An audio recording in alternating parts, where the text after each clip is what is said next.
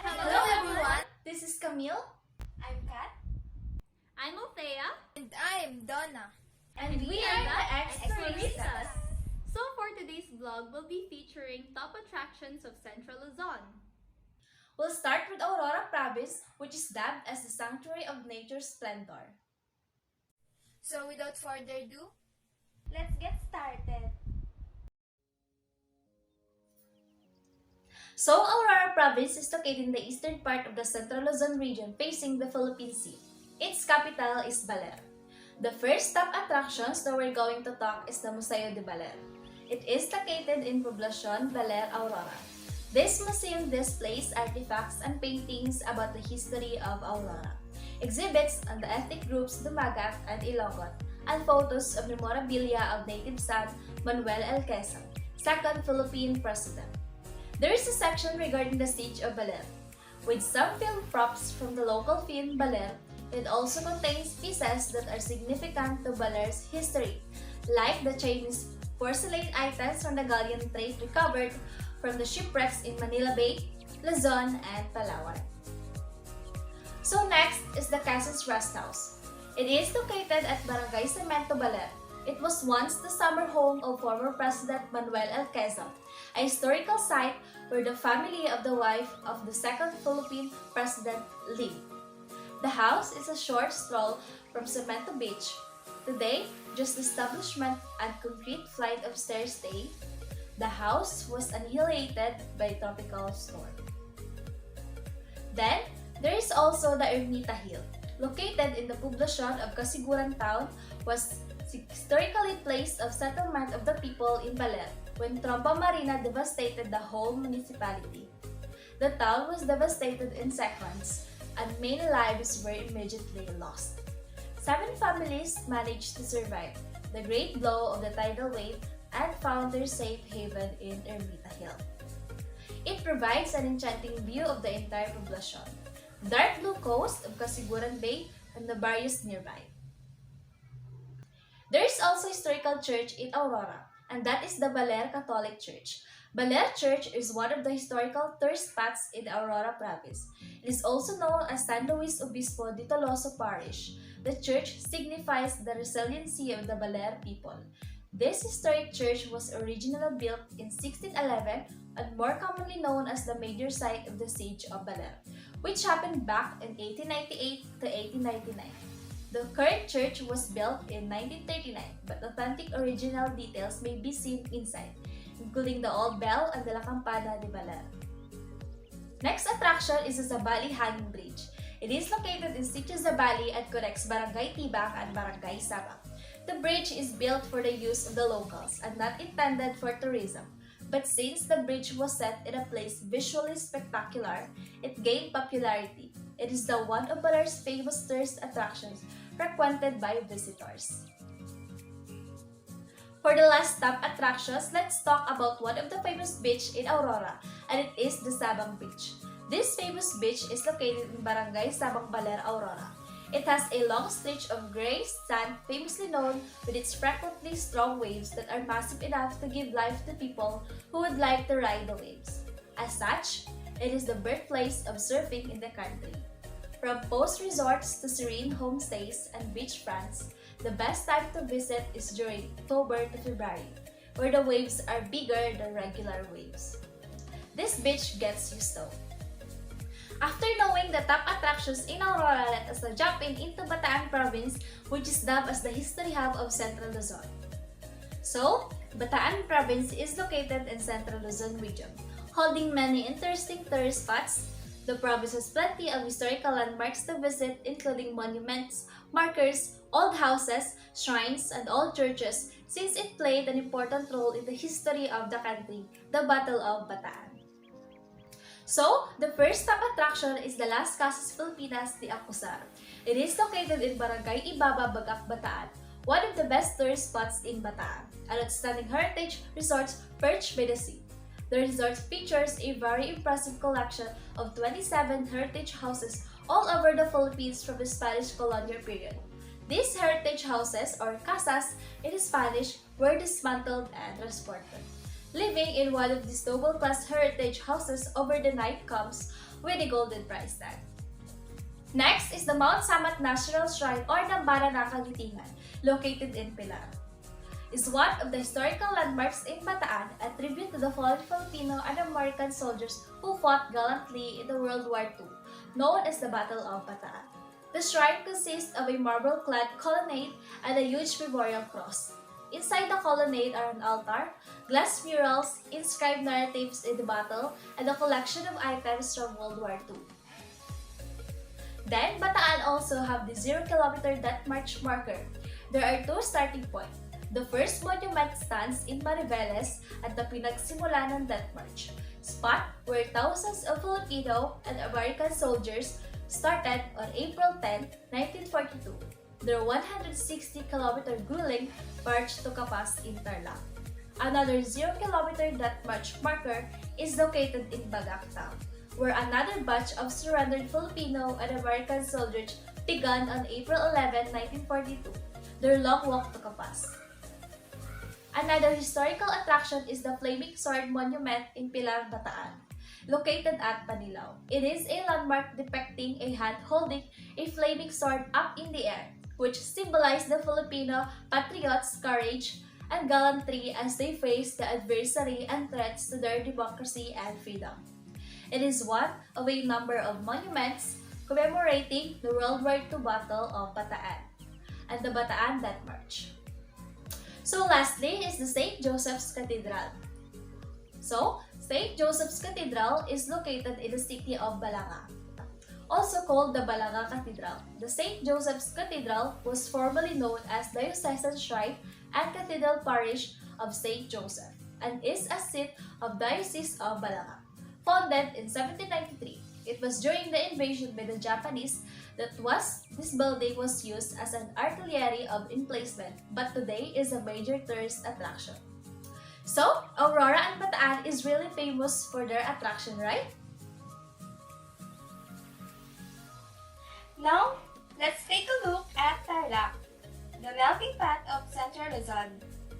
The first is Ocean Resort, where the atmosphere is reminiscent of Rome.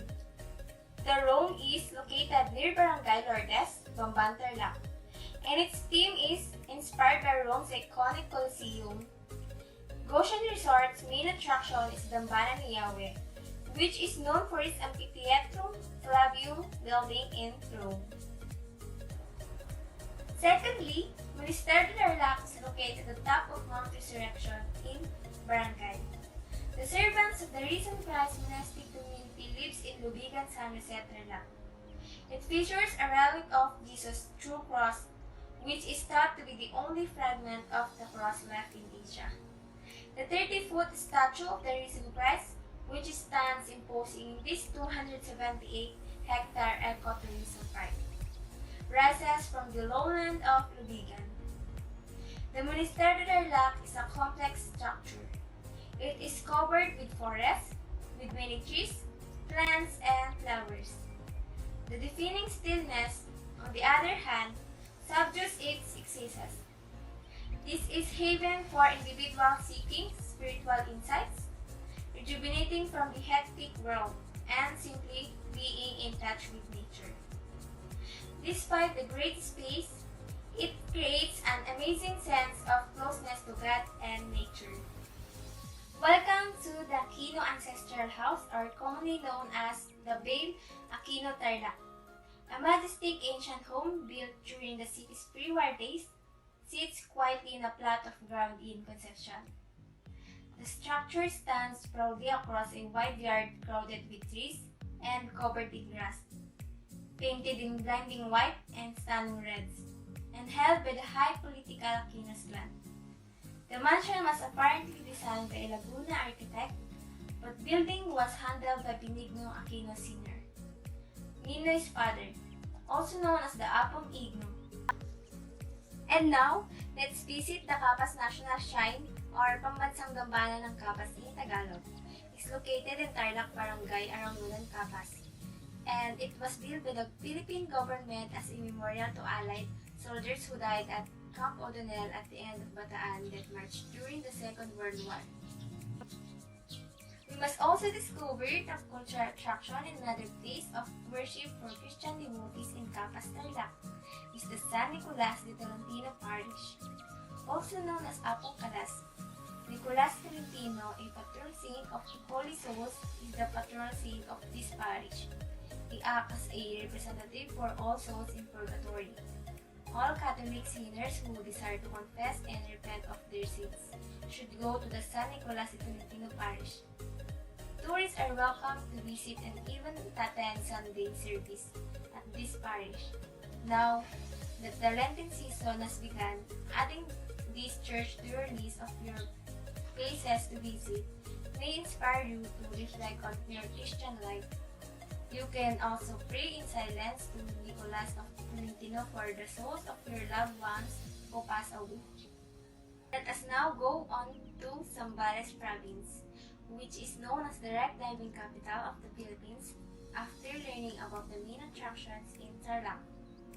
First is the ancestral home are considered a wonderful historic site in the province of Zambales, and available to anyone who wants to see the old Magsaysay home, which is a two-story building with an old structure design. The house is very simple and beautiful, and has a lot of memories of the president. Inside the house, some of the former president's personal belongings, such as clothes, books, furniture, tools, photographs, and medals, are often displayed. Some of the president's Barong Tagalog are also on displays in the house. The house acts as a museum where visitors can find souvenirs and memories of great leaders. The next attraction is the Spanish Gate.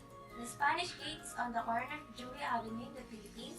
Was built when the Spanish Navy approved the construction of Olongapo in 1895, after Alfonso II of Spanish formulated the royal decree approving Subic Bay.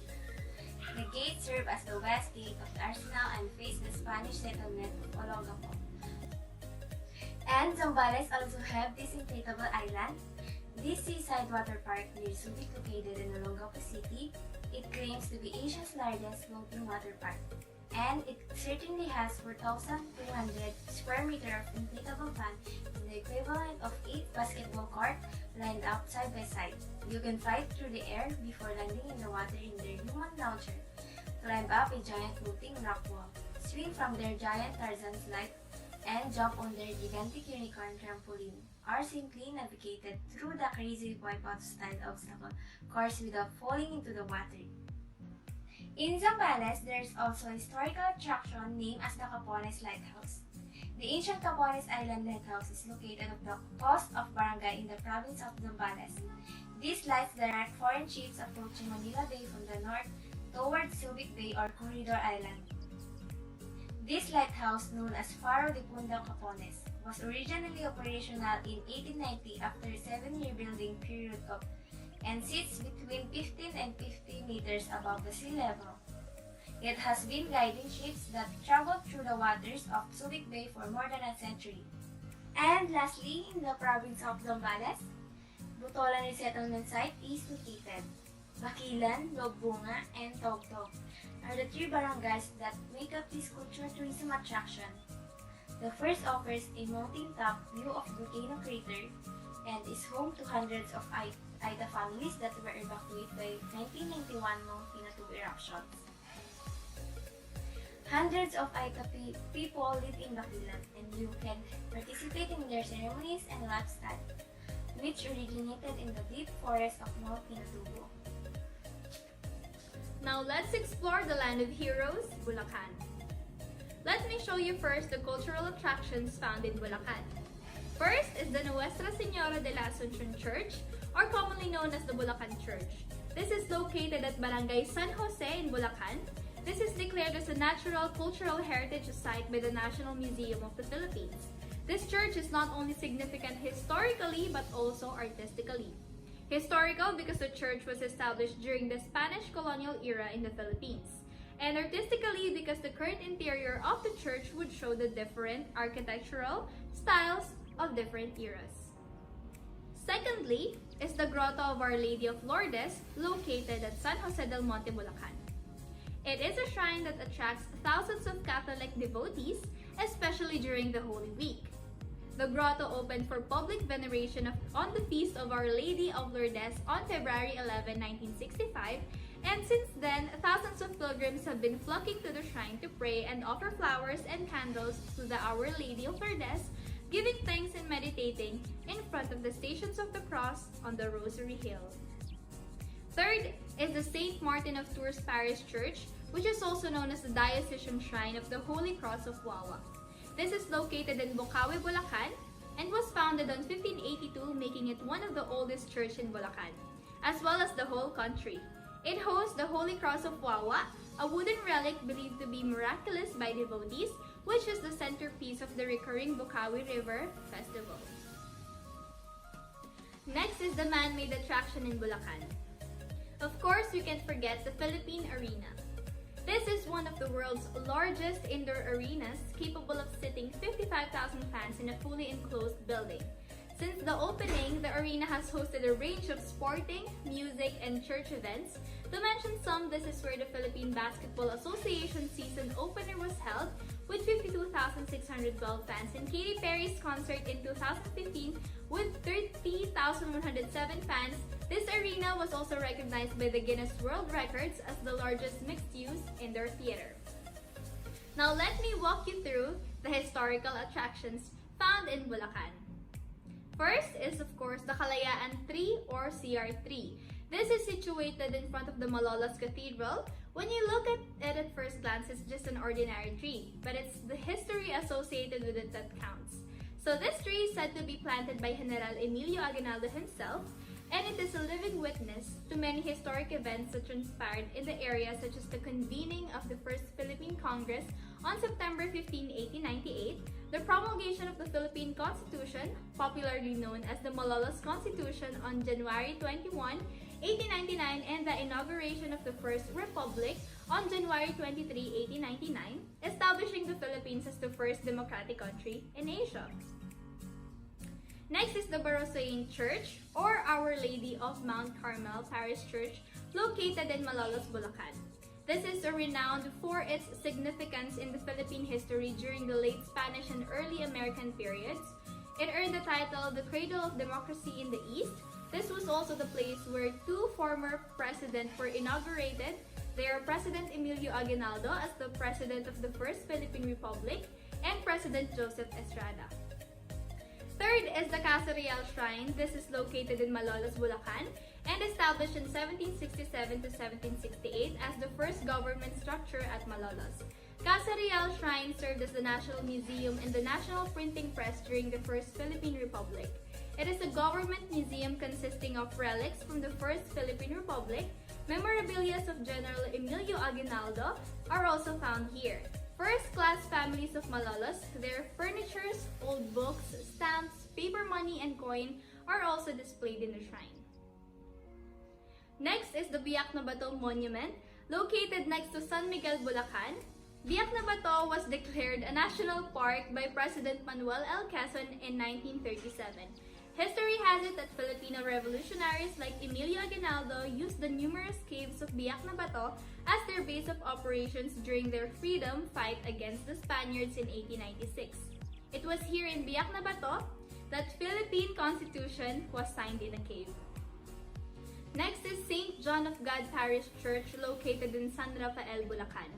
This is the site of historic battle on September 30, 1896 between the Spanish Guardia Civil and the Katipuneros of Bulacan. General Anacleto Enriquez aka Matanglawin, Trinidad, Texon, along with almost 100 Katipuneros perished in that battle. Lastly is the Marcelo H. Del Pilar Shrine. This is also known as the Dambana ni Plaridel or Shrine of Plaridel. This is located in San Nicolas, Bulacan. It is situated on the same property where Marcelo H. Del Pilar was born and raised before he left for Spain in 1888. It was built in honor of the great propagandist who is known for his pen name Plaridel. The statue of Marcelo H. Del Pilar serves as the final resting place of the Philippine hero.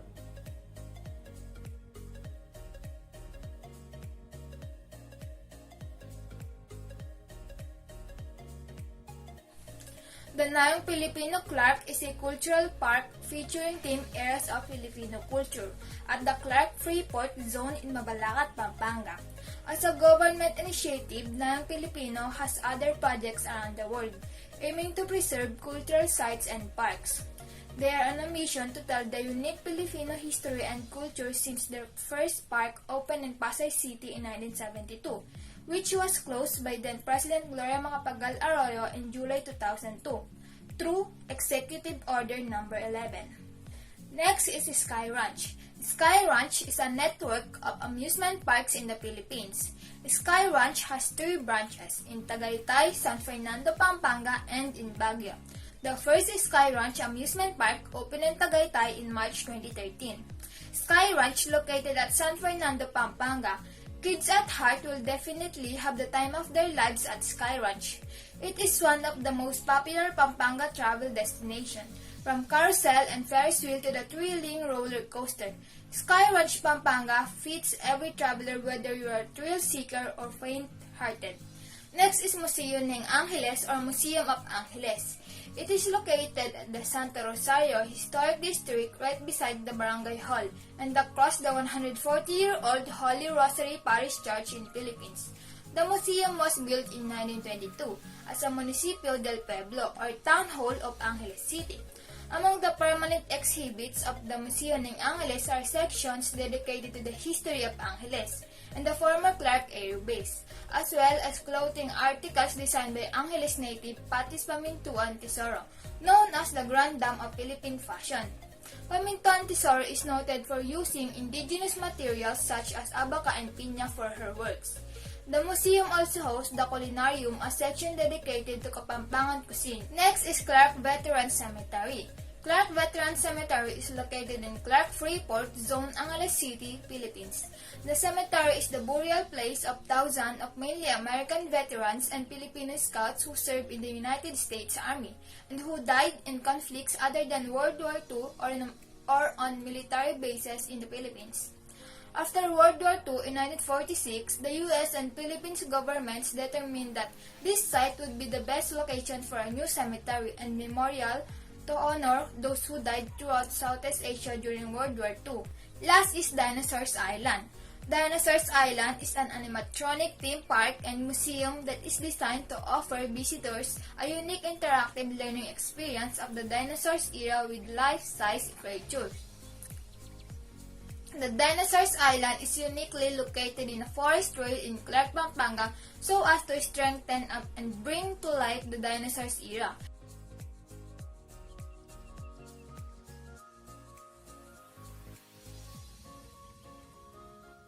Kampangatian War Memorial Shrine. The Kampangatian War Memorial Shrine is one of the best historical tourist spots in Nueva Ecija. It was an American shrine but turned into a concentration camp during the Japanese invasion. Today, it commemorates the heroism of both Filipino and American soldiers who fought the Japanese army during World War II. Next is Pantabangan Dam, Nueva Ecija. Pantabangan Dam is the second largest dam in Asia. It's one of the major sources of energy of the entire province. Construction on the dam began in 1971 and it was completed in 1974. Next is General Luna Statue and Marker. A statue of Philippine hero General Antonio Luna astride a horse stand at the plaza in front of the cathedral on the exact spot where the brave general was assassinated in 1899 in the city that adopted him subsequently. Luna's death at Plaza Lucero is described in a marker installed by the National Historical Commission of the Philippines at the Diocese of Cabanatuan Chancery on Del Pilar Street here. On the plaza in front of this building, formerly the presidential headquarters of the First Philippine Republic Gen. Next is historic Barrio Labi, located from Labi, Bungabon, Nueva Ecija. The rest house of the Quezon family is located in this barrio, along the National Highway going to Baler, Aurora. It is also the place of death of Mrs. Aurora Quezon, wife of former Philippine President Manuel Luis Quezon. Last is the NFA Museum. The NFA Museum sits in the Wright Province, being the rice granary of the Philippines. Visiting here will give you the chance to learn more about rice production, various farming practices, and the tools used. The museum should make up to your Nueva Ecija tourist spot list.